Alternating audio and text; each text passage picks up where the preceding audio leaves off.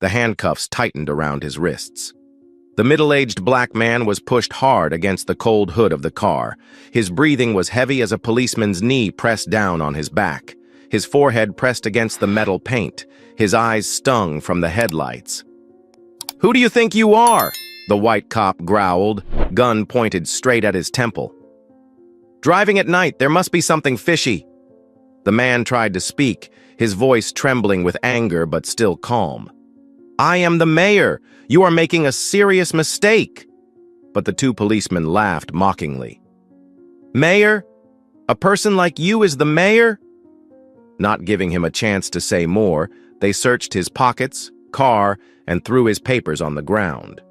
Little did they know that in just a few minutes their lives would collapse. So what led to this moment?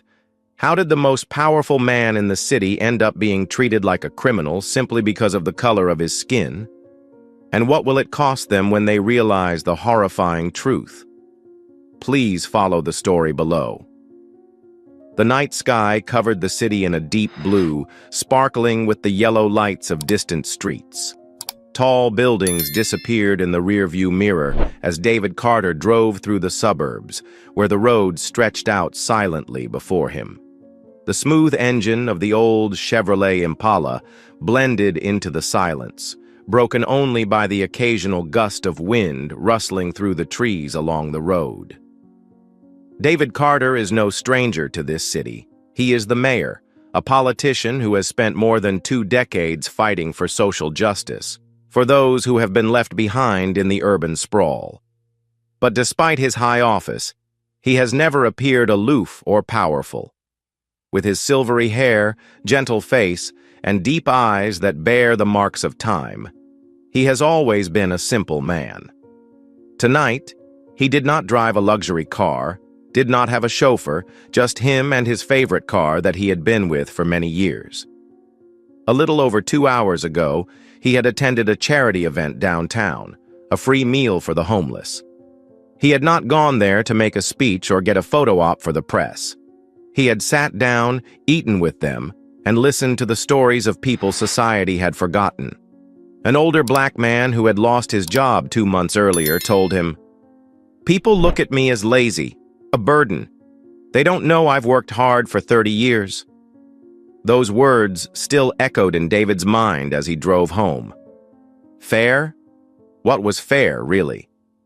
The road ahead was darker than usual. The streetlights were spaced far apart, creating dark gaps between the bright lights.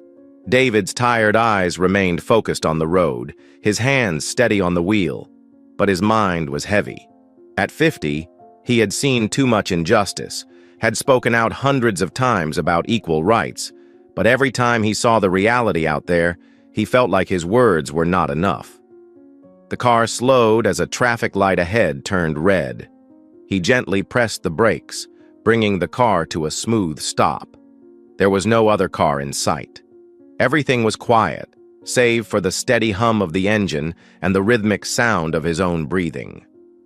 Suddenly, flashing red and blue lights from behind reflected on the rearview mirror, pulling David out of his thoughts. A police car appeared behind him, its lights flashing continuously, signaling him to stop. The first thing David felt was not surprise, but a familiar tension. Even as a mayor, even though he had never broken the law, he knew all too well what it felt like to be stopped by the police as a black man. David let out a sigh, trying to calm himself. He turned off the headlights and put both hands on the wheel, a habit all black men in America learn from a young age. Keep your hands within sight of the police and don't make any movements that might give them the wrong impression. In his rearview mirror, he saw 2 figures step out of the police car, 2 officers, both tall, dressed in black uniforms, walking with authority. They were in no hurry, but their posture conveyed alertness. One of them raised his hand to his radio, saying something as the other moved closer. David swallowed. He had faced off against police officers many times in his political career, but this time he wasn't a mayor in a press conference. He was just a black man on a deserted street at night. No witnesses, no TV cameras, no one to protect him but himself. The flashlight was shining directly into David Carter's face, the light so bright that he had to squint. He took a deep breath, trying to calm himself as he looked through the window to see two police officers approaching the car. They didn't seem to be in any hurry, but their every move was tense and cautious, as if they were approaching a dangerous object. David had seen this scene many times, in the press, in hearings, in the accounts of black people in his city. But this time, he was the one in the car. He was the one being targeted. Two police officers stopped beside the car. One stood by the driver's door. The other was slightly back, his hand hovering near the gun at his side. It was a clear sign. They didn't trust him. David rolled down the window slowly, careful to keep his hands on the wheel to avoid any misunderstandings. The police officer standing in front of him was Officer Blake, a tall white man in his mid-30s, with short hair and a square jaw. His face was cold, his eyes suspicious and distant, as if he were looking at a criminal rather than an innocent man. Behind Blake was Officer Miller, a younger man, seemingly less experienced, but with equally sharp eyes. Blake leaned down near the car door, his voice low and sharp. "Car papers and driver's license." David did not object, slowly reaching for the filing cabinet. Before opening the drawer, he said softly, "I'll get my papers out. They're in the front compartment." He had heard too many stories of black men being shot for a single wrong move. He knew that every action he took could be interpreted in the most dangerous way. Blake didn't answer, just raised his eyebrows to signal him to continue. David opened the compartment, took out his wallet and car registration, then slowly handed them to the policeman. His hands did not shake, but he felt a tension spread throughout his body. Blake took the papers, glancing over them casually. But when his eyes landed on the car's owner's name, David Carter, his eyes narrowed. The doubt on Blake's face grew more evident. He looked David up and down, as if assessing whether the man sitting before him lived up to the name on the paperwork. Blake smirked. "Is this your car, or did you borrow it from someone?" David stifled a sigh. The question was not unusual. He had heard it hundreds of times from black people in his community, people who had been stopped by the police for no reason, simply because they drove a better car than they deserved. He kept his voice calm. "Yes, this is my car. It says so on the papers." But Blake didn't seem convinced. He handed the papers to Miller, then folded his arms, tilted his head, and looked at David with cold eyes.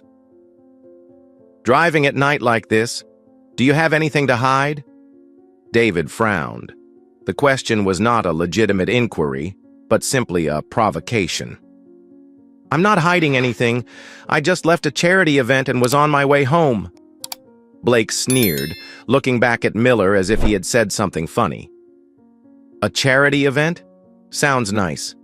But you know, this late at night, a black man driving alone, we have reason to be suspicious." David gripped the wheel lightly, but kept his face calm. He was not a man to lose control. His entire political career had been built on patience and reason. But the way they spoke to him, the way they treated him like a suspect simply because of the color of his skin, made him bitter. "I don't think driving at night is a crime." Blake narrowed his eyes, clearly displeased with David's attitude. A moment of tense silence passed. Then, abruptly, Blake reached out and opened the car door. Before David could react, a strong force pulled him out of his seat. Blake grabbed his arm and roughly yanked him out of the car. "Get out of the car! Now!" David staggered down, his back hitting the car door lightly. Miller immediately pulled out a gun and pointed it at his head. "Face down on the hood! Now!" David froze for a second. Images flashed through his mind. Other black men who had not survived these tests. He knew it was futile to protest. He knew that no matter what he said, these people had already decided that he was a threat. Slowly, he raised his hands and placed his face on the cold hood of the car.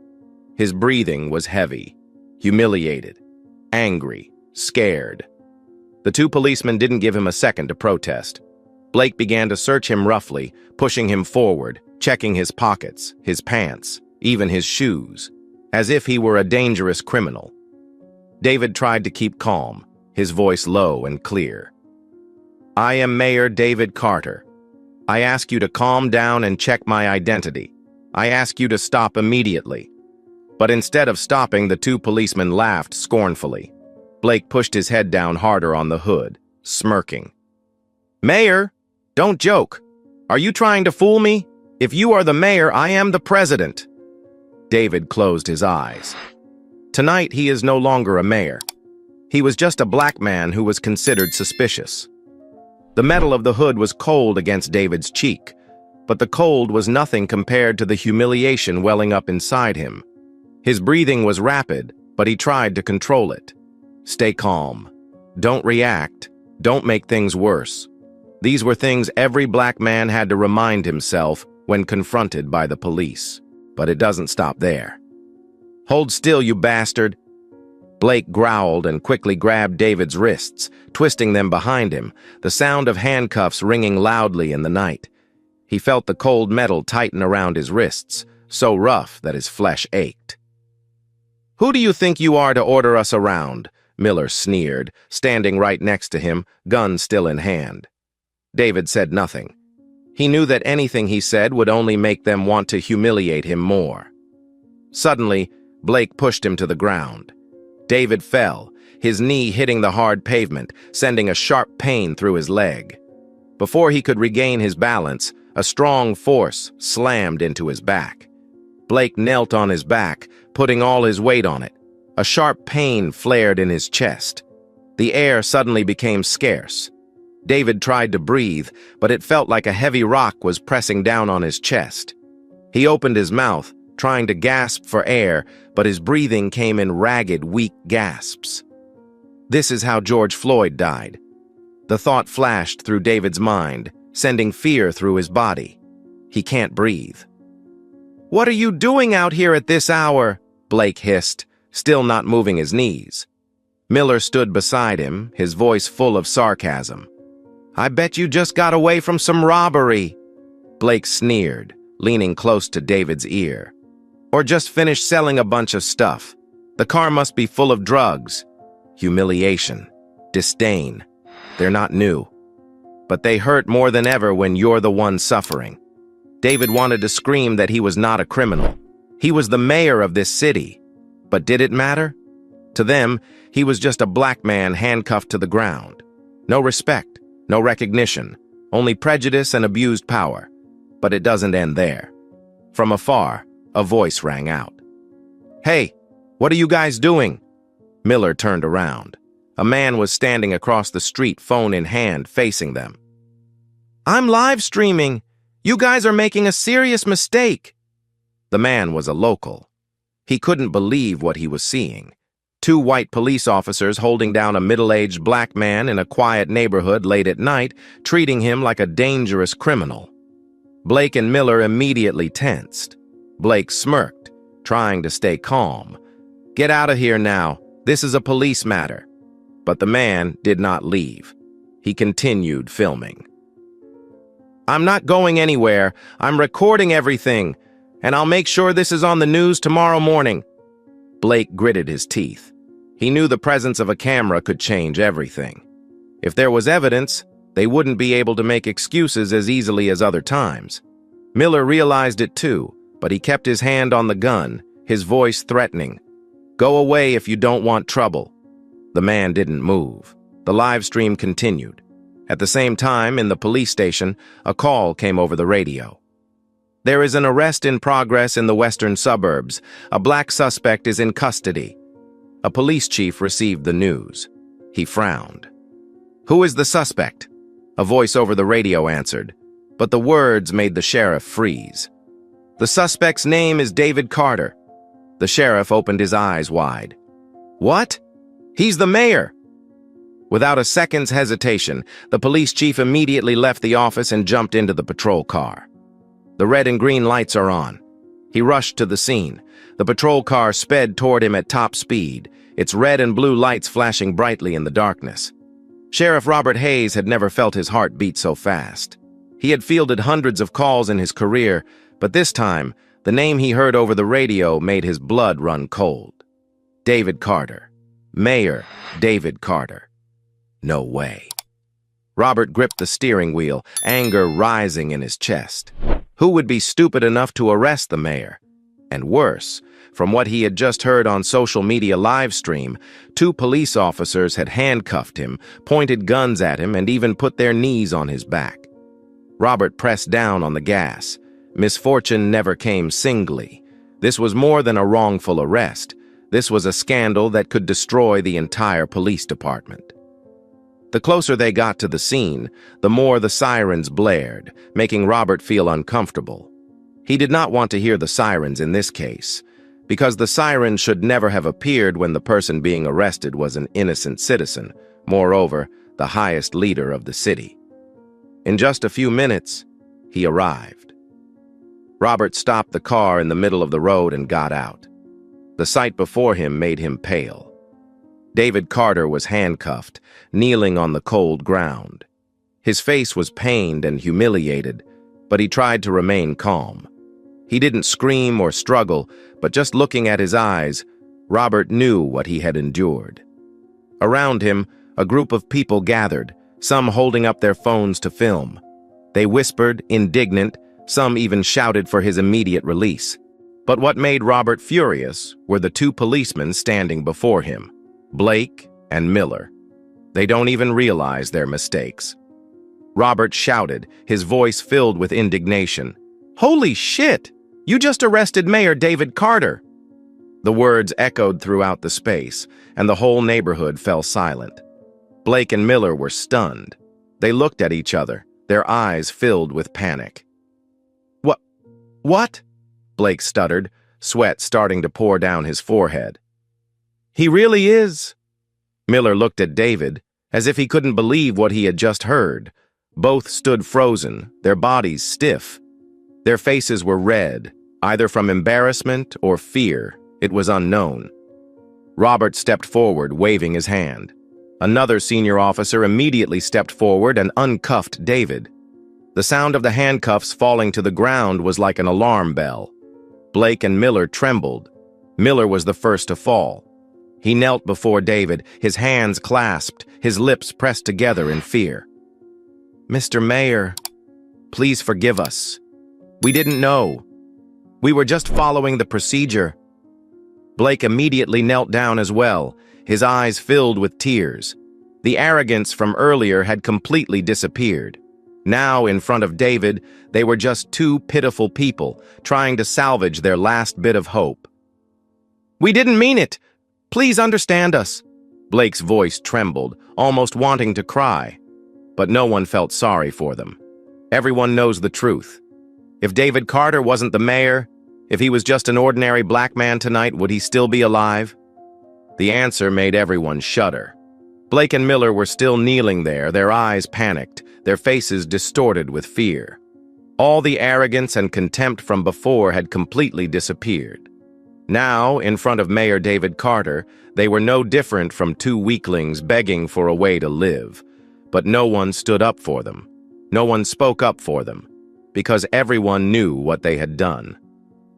Chief Robert Hayes looked at his 2 subordinates with disappointment and anger. He knew that this would not be swept under the rug. A mistake like this could not be settled with an apology. David slowly rose to his feet. His body still ached, but that was nothing compared to the humiliation he had just endured. He said nothing, just silently brushed the dust off his clothes. But his eyes said it all. Blake and Miller remained kneeling, sweating profusely, not daring to raise their heads. David closed his eyes for a moment. Perhaps, if he had never experienced this before, he would have believed that this was just a mistake. But he knew clearly that this was not a simple accident. This is a system that has existed for centuries, a system in which black people are viewed as criminals from the moment they step onto the street. He took a deep breath, his eyes darkened, then looked straight at the 2 policemen still kneeling at his feet. His voice was no longer calm but sharp, full of authority and anger. You two say you don't know who I am. So if I wasn't the mayor, what would you do? Pull the trigger right here, and then report to your superiors that I was acting suspiciously? Blake and Miller trembled. They could not answer. David stepped closer, his voice growing sharper. I have led this city for more than a decade. I have tried to build a better community where no one is treated unfairly because of the color of their skin. And yet I have been treated like a criminal simply because I am black. He pointed straight at Blake's face, his eyes blazing. I want you to look at me. Look at me carefully. Tonight you are not only humiliating me, you are also humiliating the police badge you wear on your chest. Blake opened his mouth as if to say something, but David interrupted, his voice growling. Shut up! Don't make excuses. Do you think I don't know how many times this has happened? How many black people have been stopped, searched, beaten, killed without justice? I'm lucky because I'm mayor. But how many others aren't so lucky? Miller timidly held out his hand, his voice trembling. Mr. Mayor, I beg you. I have a family. I don't want to lose everything. David smiled faintly. Oh, now you are afraid? What about me? Do you think I was afraid when you put a gun to my head, when you put your knee on my back? You are not afraid when you act like dictators, but you tremble like children when you face the consequences. Blake and Miller grimaced, eyes brimming with tears. But no one pitied them. David turned to Sheriff Robert Hayes, his voice firm. I want them suspended immediately, and I want a full investigation of your police department. This will not end here. Robert nodded immediately. Yes, Mr. Mayor. The very next day, both policemen faced their most rigorous inspection yet, and the results came as no surprise to anyone. Both police officers were fired and sentenced to 8 years in prison. A few days later, a press conference was held. David Carter stood at the podium in front of hundreds of media cameras. Although he remained calm as always, everyone could see a fire burning in his eyes. He cleared his throat, then spoke slowly, each word echoing throughout the hall. I am lucky because I am mayor, but how many others are not so lucky? The whole hall was silent. How many people have been stopped for the color of their skin? How many have been humiliated, beaten, even killed, and no one knows? No one videos, no one speaks out, and no one is held accountable. He looked straight at the reporters, his voice strong. This is not about me. This is about a system that has been broken for a long time. And I promise you all, I will not stop until we have a more equitable system where no one is afraid because of the color of their skin. Applause resounded throughout the hall. The story is more than just a wrongful arrest. It becomes a powerful slap in the face to the prejudiced police system, forcing the whole of America to ask the question, is it time for a change? Thank you for taking the time to listen to this story. If you like this content, please click like and subscribe to the channel so you don't miss the next meaningful stories, because tomorrow we will have another meaningful story for you.